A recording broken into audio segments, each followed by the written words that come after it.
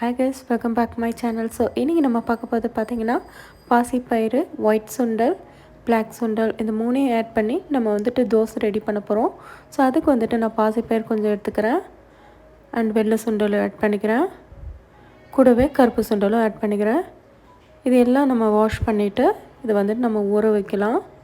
நீங்கள் whole night வந்து ஊற வச்சுக்கோங்க. ஸோ இப்போ இது நல்லா ஊறிடுச்சு. இது கூடவே வந்துட்டு நான் ரைஸும் வந்துட்டு தனியாக வந்து ஊற வச்சுருக்கேன். நீங்கள் ஸ்ப்ரவுட் பண்ணியோடு இதை வந்து யூஸ் பண்ணலாம்.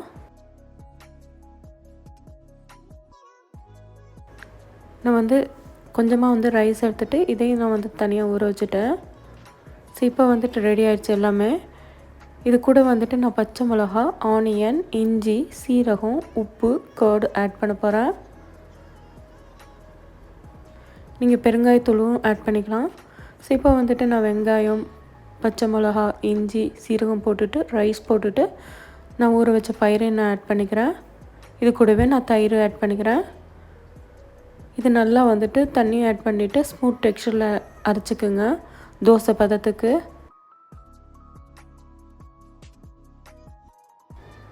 இப்போ இதை அரைச்சாச்சு. நீங்கள் கூடவே தண்ணி ஆட் பண்ணாலும் ஆட் பண்ணிக்கோங்க, உப்பு பத்தாதீங்கன்னா ஆட் பண்ணிக்கோங்க. ஸோ இப்போ அதை ஒரு பவுலில் எடுத்துகிட்டு நம்ம வந்து கொஞ்சம் தண்ணி ஆட் பண்ணி இதை நல்லா வந்து மாவு பதத்துக்கு கரைச்சிக்கலாம். இதில் நார்மல் தோசை வர மாதிரி வராது, இது புளிக்கவும் தேவையில்லை, நம்ம வந்து தயிரை ஆட் பண்ணியிருக்கோம். ஸோ இந்த அளவுக்கு நீங்கள் வந்துட்டு தண்ணி ஆட் பண்ணிவிட்டு நல்லா வந்து கரைச்சி விட்டுக்குங்க. கொஞ்சம் திக்காக தான் வரும் நமக்கு.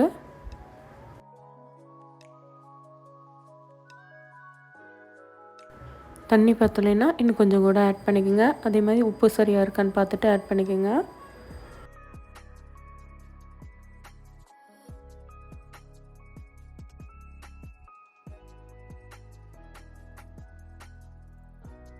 இப்போ மாவு ரெடி ஆயிடுச்சு. இது வந்துட்டு நம்ம தோசை வந்து டவாவில் வந்து ஹீட் பண்ணிவிட்டு இப்போ போட்டுடலாம். இந்த அளவுக்கு தான் கிடைக்கும், ரொம்ப வந்துட்டு இதாக இருக்காது. நீங்கள் தான் வந்து அது டியர் ஆகாமல் ஊற்றிக்கணும். நீங்கள் உளுந்து சேர்த்திங்கன்னா உங்களுக்கு அந்த மாதிரி நார்மல் தோசை கிடைக்கும், ஆனால் நான் உளுந்து சேர்க்கலை.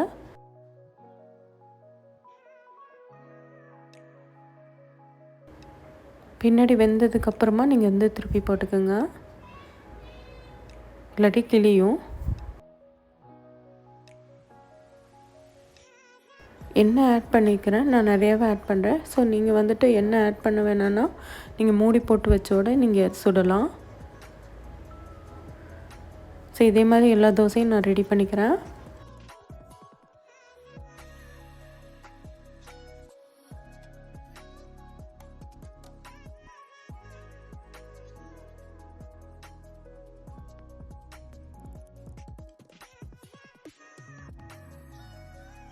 ஸோ பருப்பு தோசை வந்து இந்த மாதிரி பண்ணும்போது வந்து உங்களுக்கு ரொம்ப ஹெல்த்தியானது.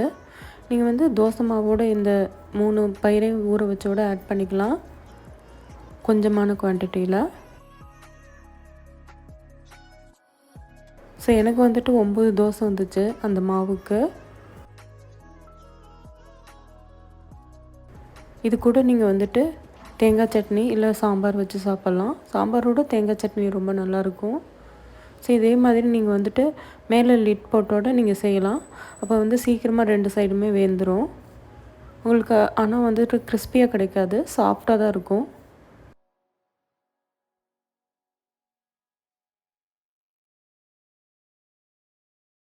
சும்மா சும்மா திருப்பி போட வேணாம், ஜஸ்ட் வந்துட்டு வெந்துதான்னு பார்த்துட்டு அதுக்கப்புறமா நீங்கள் வந்து திருப்பி போட்டுக்கோங்க.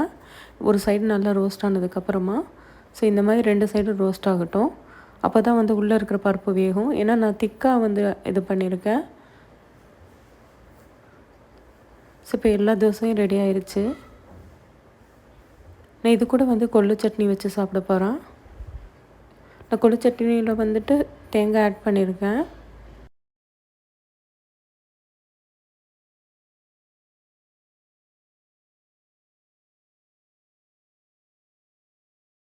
பாருங்கள் எவ்வளோ சாஃப்டாக இதாக இருக்குன்ட்டு.